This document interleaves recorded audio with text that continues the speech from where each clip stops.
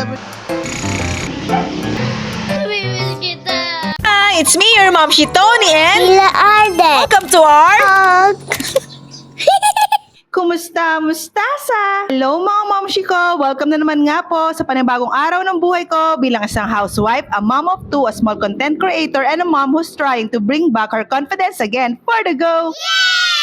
Dito ko na nga sisimulan mga momshi ko. Biyernes nga ngayon at Vaccine Day dito sa barangay namin sa center. At ayan nga, nakagayak na nga kami ni Aiden mga momshi ko at si Ate Ake gusto nga sumama pero sabi ko nga wag na nga sumama at maiwan na nga lang siya kay Tita Melay niya. Sabi nga mga momshi yung muryot ni Ate Ake at talaga nagpupumilit siya na sumama sa amin. Kaya naman, pinangakuan ko na nga lang siya na papasalubungan namin siya at ayun, pumayag naman siya. Salamat! Hirap nga lang din mga momshi na isama si Ate Ake dahil nga nag-commute nga lang kami ni Aiden. Sumakay lang kami sa tricycle. Lagi ko naman talagang kasama si Ate Aki mga mamshi, kaso nga lang ang hirap din nakasama dahil saway nga ako ng saway. Kung siya ng takbo mga mamshi, ay yung center dito sa aming barangay ay tabing highway lang. Talagang saway ako ng saway dahil ang bibilis din talaga ng mga sasakyan. Opo. Kaya na nga mga mamshi ko, andito na nga kami sa center dahil malapit-lapit lang din naman ito sa aming bahay at nagulat nga ako dahil dadalwa pa lang kami. Nung nakaraan kasing mga buwan talaga ng mga 6:30 pa lang ay madami-dami na nga yung nakapila. Hindi rin naman nagtagal at dumating na nga rin mga mamshi yung staff dito sa center, kaya naman ayan, tinimbang na nga si Aiden. Ang kilo nga niya ngayon mga mamshi ay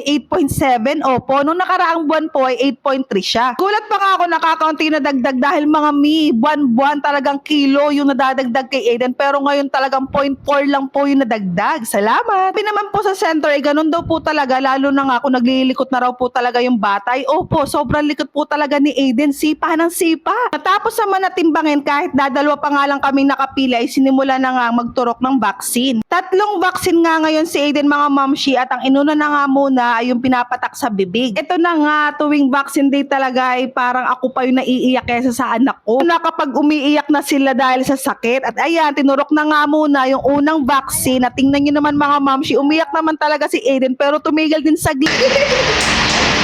Tumigil na! At ito na nga yung pangalawang vaccine mga mamshi at umiyak nga si Aiden kaya naman sinayaw-sayaw ko at ayun tumigil din naman siya ulit. At nung kumalma na nga mga mamshi si Aiden sa pangalawang vaccine ay tinurok na rin kaagad yung panghuling vaccine at ayan kita nyo naman na talagang umiiyak siya. Kakaawa man mga mamshi si Aiden ay talaga naman para rin naman sa kanya to. Luluha nga rin ako ng mga oras na yun dahil para nararamdaman ko yung sakit na nararamdaman ni Aiden gawa nga sa vaccine. Tapos na nga at kumalma na si Aiden mga mi ay pinadede ko nga muna siya dahil gutom na nga rin, opo. Abang na nga lang sana ako ng tricycle para makauwi na kami mga mi, pero tingnan nyo naman ang bulilit, nakatulog. Tapos yung kasabay ko nga ng mamshi ay sinabay na nga rin kami pa uwi dahil on the way naman daw. Kaya naman nakasabay na nga rin kami ni Aiden mga mamshi at nagpababa nga lang ako dito sa Alphamart dahil nga pinangakuan ko si Ate Aki na bibilhan ko nga siya ng pasalubong. Kaya nakabili na nga ako kaya naman umuwi na nga rin kami ni Aiden. At ayan, nilakad na nga lang namin mga mamshi ni Aiden pa uwi dahil malapit lang naman yung Alphamart dito sa bahay. Sobrang thankful nga ako dito sa aking baby carrier dahil ang gaan talaga mga mi. Tingnan nyo naman, super safe pa si Aiden at enjoy na enjoy ngayong aming paglalakad. O diba, nakapagpapawis pa rin, sumegway. Kaya nga nilakad ko na lang din mga mi ay dahil rest day ko nga ngayon sa pagpapapawis. Saka maaga-aga pa rin yan mga mamshi, kaya naman yung sikat ng araw ay hindi pa masakit sa balat. At ayan na nga mga mamshi ko, andito na nga kami sa bahay. Success card! Andito pa nga lang kami sa may gilid ng bahay mga mamshi ay naririnig ko na nga na umiiyak si Ate Aki. Sabi nga ng Tita Melay ngayon, pagkaalis nga raw namin ay hindi na raw tumigil pag-iyak si Ate Aki. Tinanong ko kung bakit siya umiiyak. Namimiss kita.